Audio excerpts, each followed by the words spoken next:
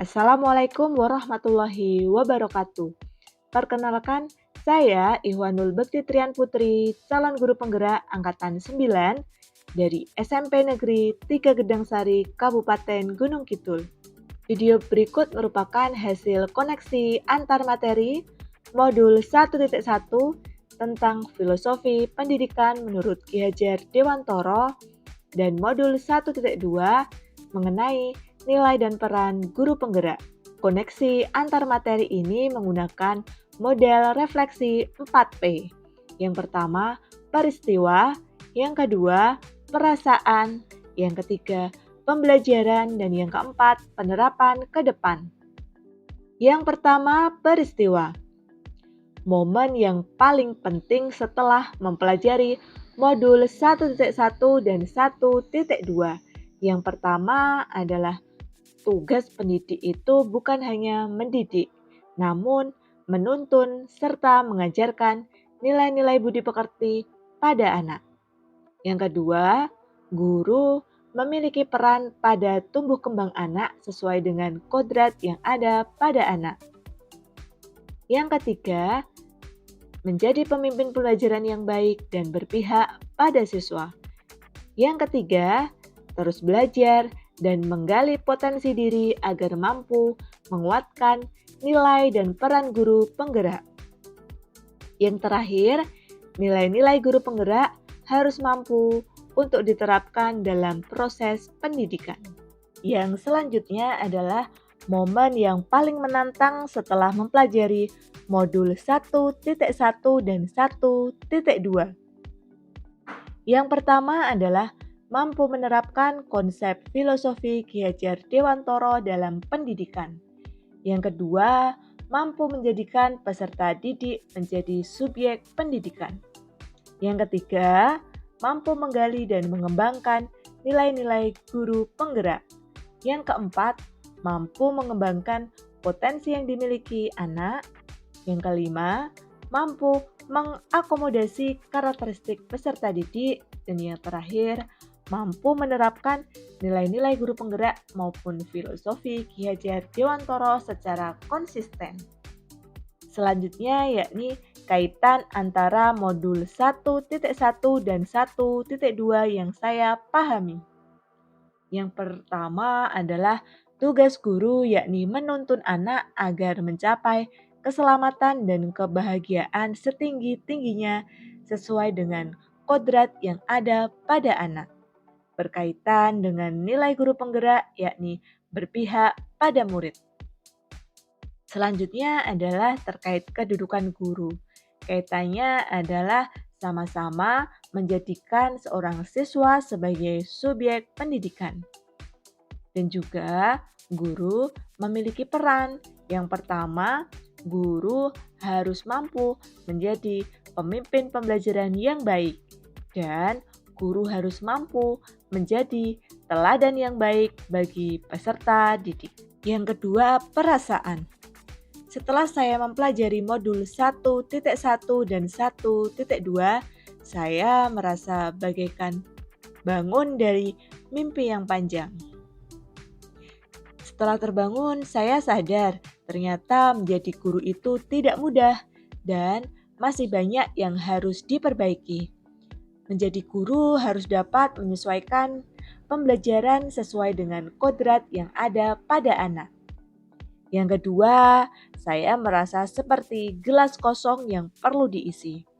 Gelas kosong yang membutuhkan tuangan air menggambarkan bahwa diri ini membutuhkan ilmu dan pengalaman yang sangat penting untuk saya jadikan bekal ke depannya. Selanjutnya, saya merasa mendapatkan cahaya atau penerangan atau energi yang baru. Setelah mempelajari modul 1.1 dan 1.2 ini, saya merasa mendapatkan penerangan, energi maupun semangat yang baru berupa ilmu yang saya dapat gunakan untuk kedepannya dalam memperbaiki diri, menggali potensi, dan dapat menerapkan kedepannya untuk perubahan ke arah yang lebih baik. Yang ketiga adalah pembelajaran. berkaitan dengan perubahan pola pikir sebelum dan sesudah mempelajari materi. Setelah mempelajari modul 1.1 dan 1.2, ternyata masih banyak pola pikiran dan perilaku yang harus dibenahi. Seharusnya proses pembelajaran dilakukan secara menyeluruh dengan memperhatikan aspek-aspek pendidikan.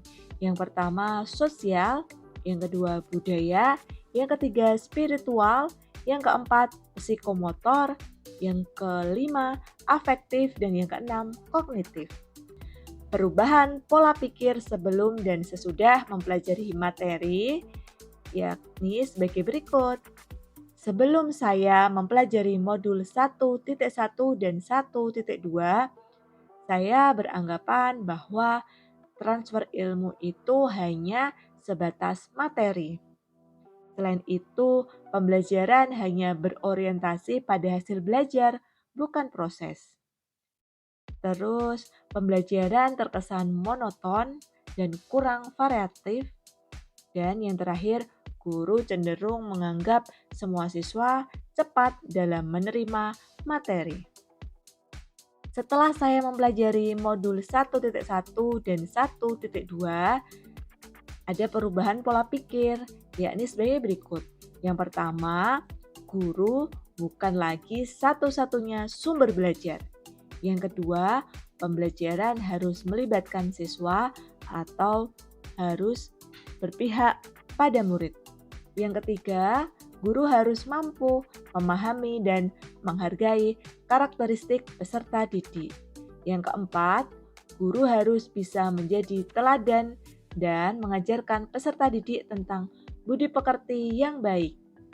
Yang kelima, guru harus mampu menuntun 3 kodrat pada anak, yaitu rasa ingin tahu, imajinasi, dan keberagaman talenta anak. Yang terakhir, guru juga harus mampu mengemas kelas menjadi lebih menyenangkan. Yang terakhir adalah penerapan ke depan atau rencana. Saya berpikir bahwa mulai dari diri saya sendiri untuk saya dapat melakukan praktik baik dari hal-hal kecil. Melakukan pengembangan dimulai dari hal yang sederhana untuk saya dapat menggali potensi dan menguatkan nilai guru penggerak yang saya miliki serta menerapkannya dalam kehidupan. Berikut adalah rencana saya ke depan.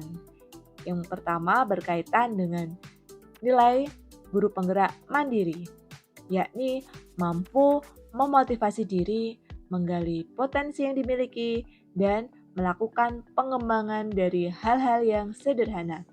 Yang kedua yakni reflektif, yaitu melakukan refleksi guna mengetahui kekurangan, kelebihan, serta hasilnya dapat digunakan untuk perbaikan ke depannya. Yang ketiga adalah kolaboratif, yaitu mampu melakukan kerjasama dengan berbagai pihak untuk mengembangkan dan menciptakan proses pembelajaran yang baik. Yang keempat adalah inovatif, yakni membuat gagasan-gagasan baru dan tepat guna, mampu berinovasi dan terbuka terhadap ide dan gagasan lainnya. Yang kelima adalah berpihak pada murid, yakni harus mampu menciptakan lingkungan belajar yang asik, aman, nyaman, dan menyenangkan, serta memperhatikan kepentingan murid dan mampu mengembangkan potensi yang dimiliki oleh murid. Sebelum saya akhiri, ada sedikit kata dari saya. Jikalau proses mendidik seperti halnya menyemai benih, ku akan menyemai benihnya dengan sepenuh hati. Terima kasih, semoga video ini bermanfaat bagi semuanya. Salam dan bahagia, tergerak, bergerak, dan menggerakkan. Terima kasih, sehat untuk semuanya. Wassalamualaikum warahmatullahi wabarakatuh.